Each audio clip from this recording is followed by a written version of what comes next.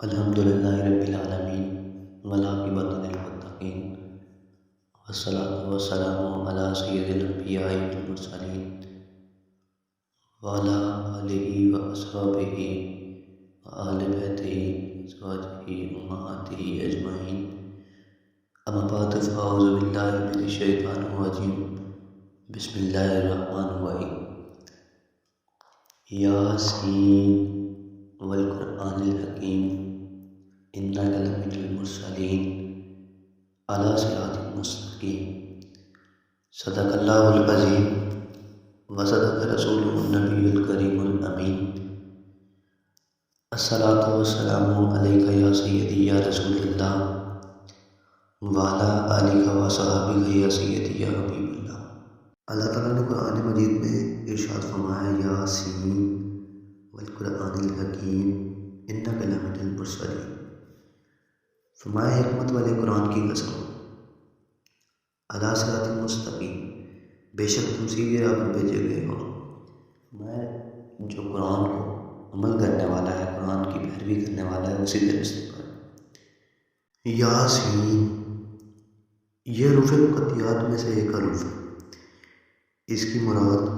اللہ تعالیٰ ہی بہتر جانتا ہے۔ اس کے بارے میں مفسرین کا ایک قول یہ بھی ہے، یہ سید المرسلین نبی آخر الزمان حضور نبی کریم صلی اللہ علیہ وسلم کے اسم مبارکہ میں سے ایک اسم ہے۔ امام محمد رضا خان رحمۃ اللہ تعالی نے یاسین نام رکھنے کا جو شریعت کو بیان فرمایا، اس کا خلاصہ یہ ہے کہ کسی کا یاسین اور طٰہٰ نام رکھنا منع ہے، کیونکہ وہ قول بعض علماء ممکن ہے یہ دونوں اللہ تعالیٰ کے ایسے نام ہیں جن کے معنی معلوم نہیں۔ کیا عجب کہ ان کے وہ معنی ہو جو غیر خدا پر صادق نہ ہو سکے، اس لیے ان سے بچنا لازم ہے۔ اور اعلیٰ حضرت کے بقول یہ نبی کریم صلی اللہ علیہ وسلم کے ایسے نام ہیں جن کے معنی سے واقف نہیں۔ ہو سکتا ہے ان کا کوئی ایسا معنی ہو جو حضور اقدس صلی اللہ علیہ وسلم کے لیے خاص ہو اور آپ کے سوا کے دوسرے کے لیے استعمال درست نہ ہو، اس لیے ان ناموں کی اعلیٰ حضرت کے بیان کرتا رہا یہ زیادہ مناسب ہے، کیونکہ ان ناموں کا حضور اقدس صلی اللہ علیہ وسلم کے لیے مقدس نام کے طور پر ہونا زیادہ ظاہر اور مشہور ہے۔ بالقرآن الحکیم حکمت والے قرآن کی قسم، اس آیت اور اس کے بعد والی دو آیات کا خلاصہ کہ کافروں نے حضور صلی اللہ علیہ وسلم سے کہا تھا کہ آپ رسول نہیں ہیں، اور نہ ہی اللہ تعالیٰ نے ہماری طرف کوئی رسول بھیجا ہے۔ ان کے اس قول کا یہاں اللہ تعالیٰ نے رد فرمایا اور قرآن مجید میں ارشاد فرمایا کہ اپنے حبیب کی رسالت کو بیان کرتے ہوئے ارشاد فرمایا، حکمت والے قرآن کی قسم، بے شک آپ ان ہستیوں میں سے ہیں جنہیں رسالت کا منصب عطا کیا گیا ہے، اور بے شک آپ ایسے سیدھے راستے پر ہیں جو منزل مقصود تک پہنچانے والا ہے۔ یہ رستہ توحید اور ہدایت کا رستہ ہے،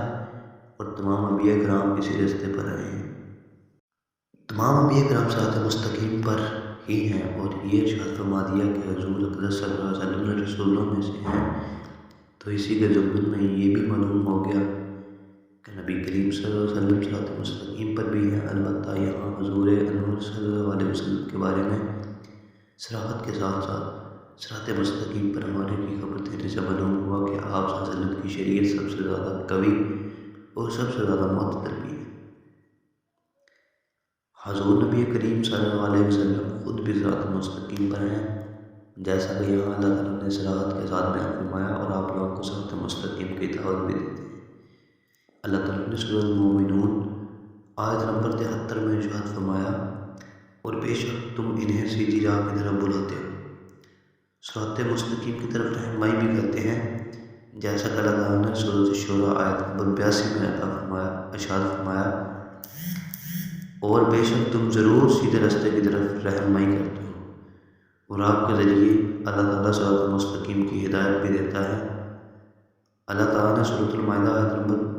14 میں ارشاد فرمایا، اللہ اس کے ذریعے اسے سلامتی کی رستوں کی ہدایت دیتا ہے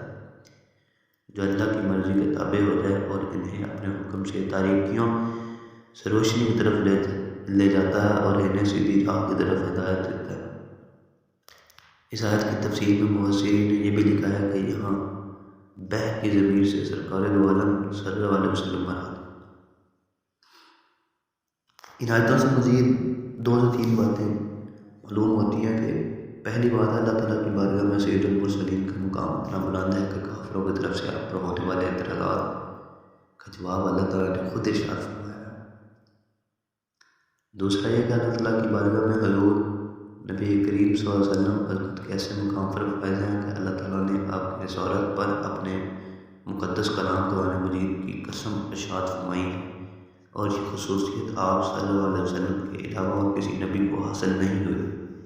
اور تیسری بات کہ حضور اقدس صلی اللہ علیہ وسلم کو سعادت اور سرداری کا وہ رتبہ عطا ہوا ہے جو کسی اور نبی رسول کو عطا نہیں ہوا۔